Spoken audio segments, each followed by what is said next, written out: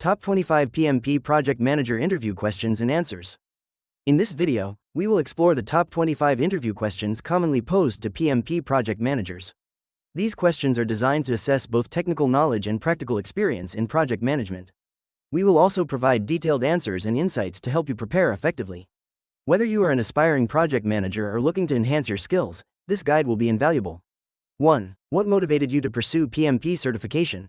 Pursuing PMP certification stemmed from my desire to enhance my project management skills and formalize my knowledge. I recognized that obtaining this certification would provide me with a structured framework, enabling me to manage complex projects more effectively. Additionally, the PMP credential is highly respected in the industry, and I wanted to position myself as a competent professional. The certification process also presented an opportunity for networking with other project managers, allowing me to share experiences and learn best practices that can be applied in my projects. 2. How do you differentiate between a project and a program? A project is a temporary endeavor undertaken to create a unique product, service, or result, with defined objectives and a clear start and end. In contrast, a program consists of a group of related projects managed in a coordinated manner to obtain benefits and control not available from managing them individually. Projects focus on specific deliverables, while programs are broader in scope and aim to achieve strategic goals by aligning multiple projects under a unified vision. This distinction helps in resource allocation, risk management, and achieving organizational objectives effectively. 3. Can you describe your most successful project and your role in it? One of my most successful projects was the implementation of a new customer relationship management (CRM) system for a mid-sized company. As the project manager, I led a cross-functional team, ensuring clear communication and collaboration among stakeholders.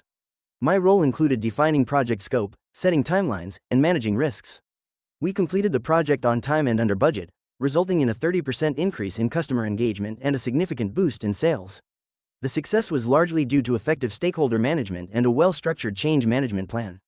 4. What processes and process groups define a project management framework? The project management framework is defined by various processes and process groups.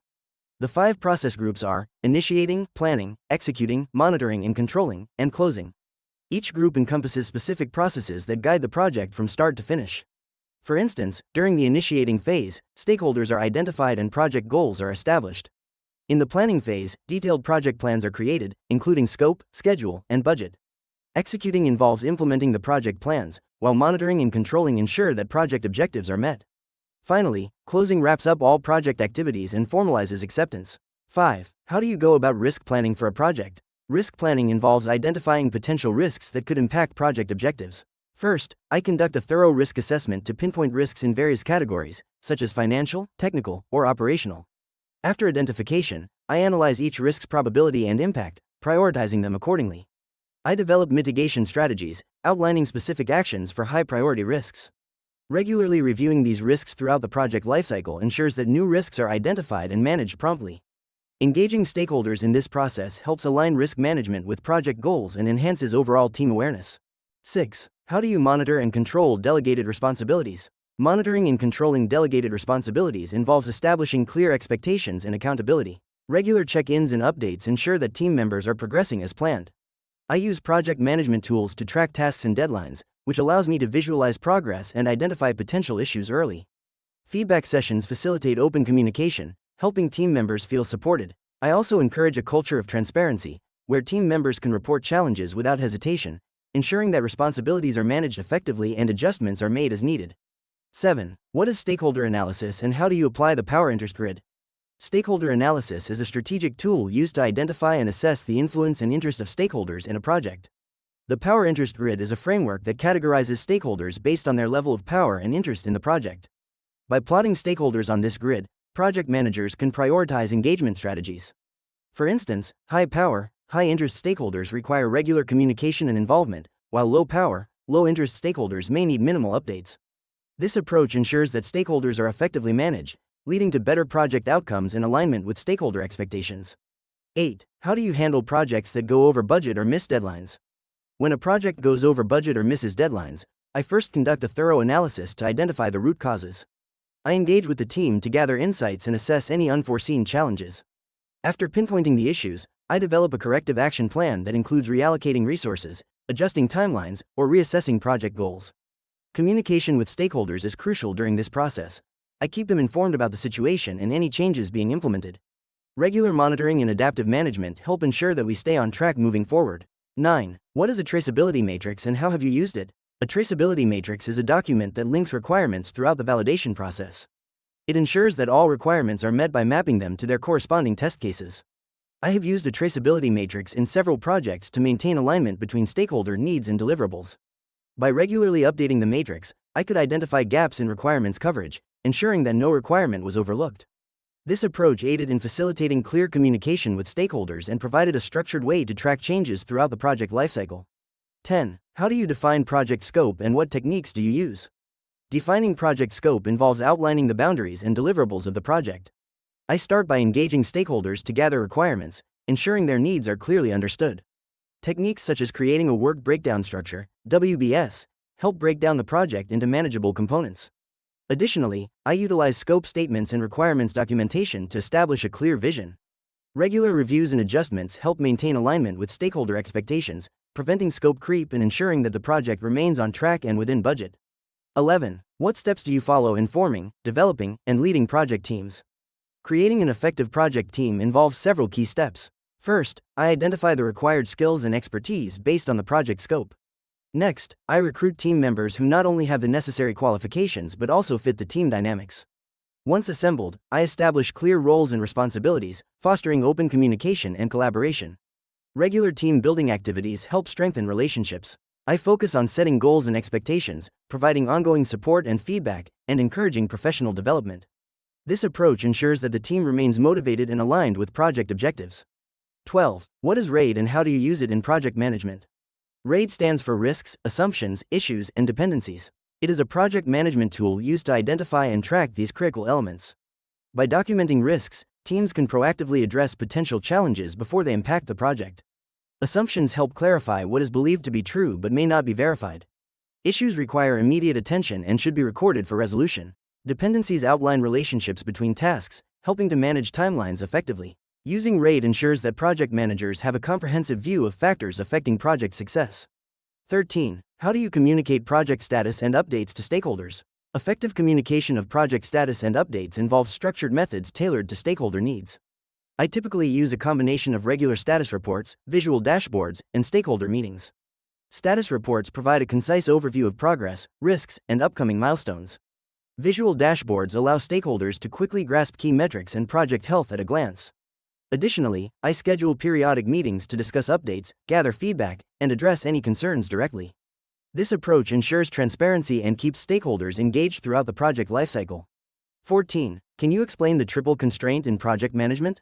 The triple constraint, often referred to as the project management triangle, consists of three key elements: scope, time, and cost. These elements are interdependent. A change in one will affect the others. For instance, if the scope of a project increases, it may require additional time and resources, thereby increasing costs. Effective project management involves balancing these constraints to meet project objectives. By understanding the relationship between these factors, project managers can make informed decisions that align with stakeholder expectations while delivering successful outcomes.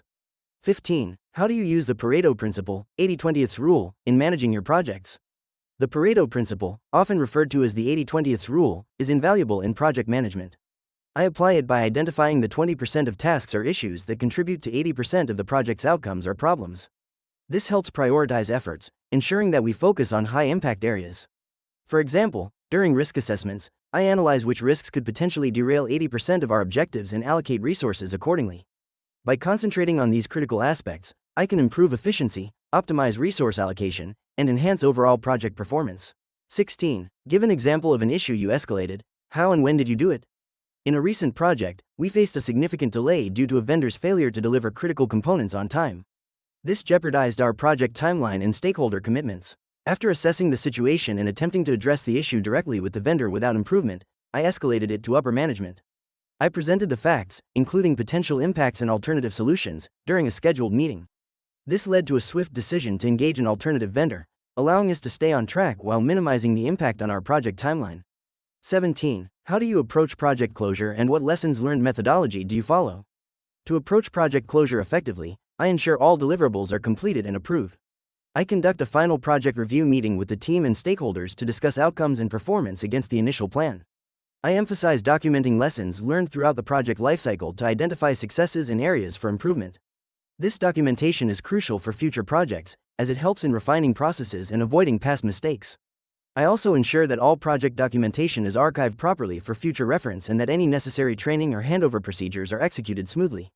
18. How do you monitor and review project KPIs? Monitoring and reviewing project KPIs involves establishing clear metrics that align with project goals. I regularly track these metrics through dashboards and reports, ensuring visibility for stakeholders. Weekly or bi-weekly meetings allow for detailed discussions on KPI performance, where I assess variances and trends. Adjustments are made as necessary to stay aligned with project objectives. Engaging the team in this process fosters accountability and encourages a proactive approach to managing performance. This systematic review helps in identifying areas for improvement and supports informed decision-making. 19. Tell us about a time you managed conflict within your project team.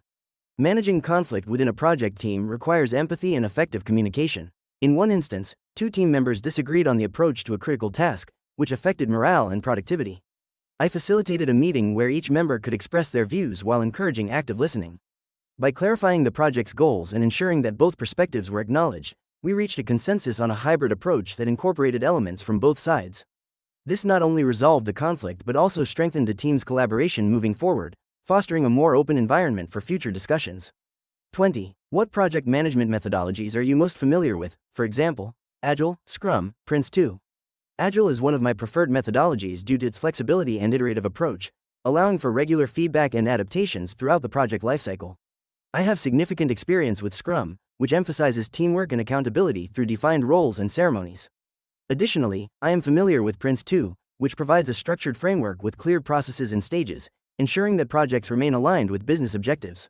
Each methodology has its strengths, and I adapt my approach based on the specific needs of the project and stakeholder expectations. 21. How do you ensure customer and stakeholder satisfaction throughout the project lifecycle?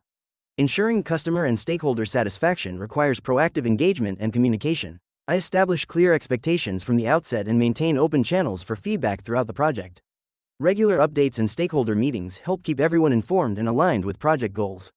I actively solicit feedback during key milestones and adapt to emerging needs or concerns. By fostering collaboration and transparency, I can address issues promptly, ensuring that the project meets or exceeds stakeholder expectations. Building strong relationships also significantly contributes to satisfaction levels. 22. What tools do you use for project planning, tracking, and reporting? In project management, I utilize a variety of tools tailored to specific needs. For planning, I often use Microsoft Project or Asana, which help in defining timelines and allocating resources effectively. For tracking progress, tools like Trello and Jira provide visual boards that facilitate agile methodologies. Reporting is streamlined with software like Power BI or Excel, which allows for the creation of detailed dashboards and reports. These tools enhance communication and ensure that all stakeholders are aligned with project goals and progress. 23. Explain your approach to managing project changes and scope creep. Managing project changes and scope creep requires a structured approach. First, I ensure a clear project scope is defined and documented in the project charter. When changes are proposed, I assess their impact on timelines, resources, and costs. I engage stakeholders to discuss the necessity and benefits of the change. If approved, I update the project plan and communicate the changes to the team. Regularly reviewing project scope during meetings helps identify any potential creep early, allowing proactive management. Maintaining thorough documentation of all changes is crucial for future reference and accountability. 24. In what ways do you measure project success? Measuring project success involves multiple criteria, including delivering on time, staying within budget, and meeting the defined project scope. Customer satisfaction is another critical metric. Gathering feedback through surveys post-project can provide insights into stakeholder perceptions. Additionally, assessing the quality of deliverables against predetermined standards is essential. Another indicator is the achievement of project objectives and benefits realization, ensuring that the project aligns with strategic goals. Lastly, examining team performance and morale can reveal how effectively the project was managed. 25. How do you continually improve your project management skills and knowledge? To continually improve my project management skills and knowledge, I focus on several strategies. Firstly, I engage in ongoing education by attending workshops, seminars, and webinars relevant to project management trends and methodologies. I also pursue certifications, such as Agile or Six Sigma, to deepen my expertise. Networking with other professionals through industry associations provides insights and best practices. Additionally, I seek feedback from peers and stakeholders post-project to identify areas for growth. Finally, I read books and articles related to project management to stay updated on new techniques and tools. In this video, we've covered the top 25 PMP Project Manager interview questions and their answers to help you prepare for your next job opportunity. Being well equipped with insights into these common queries can boost your confidence and improve your chances of success in the interview. Remember, thorough preparation is key to standing out in a competitive job market. If you found this information helpful, please give the video a thumbs up and subscribe to our channel for more valuable content. Your support means a lot to us and helps us continue providing useful resources for your career development.